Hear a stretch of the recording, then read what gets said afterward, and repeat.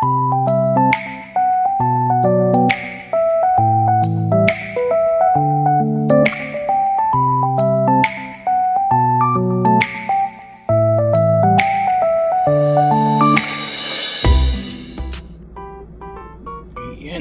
magluluto po tayo ng dinner.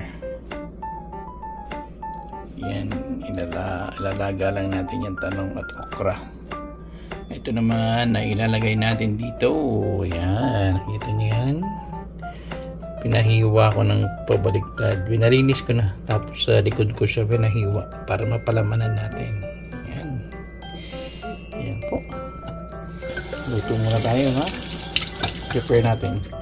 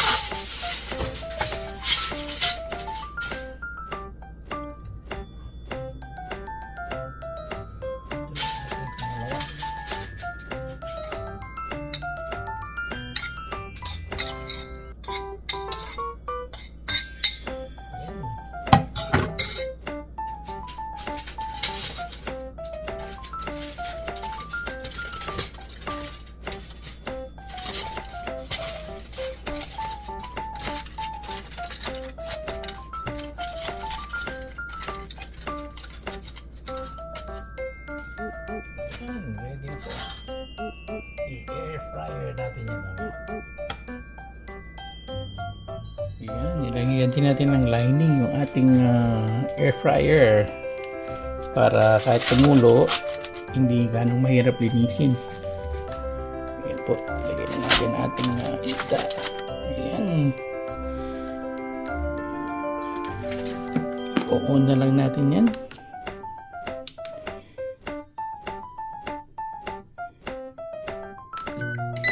Ayan, wait na lang po natin.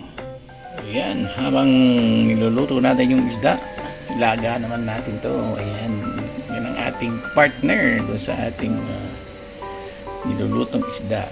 Ayan, pa natin para malaga siya.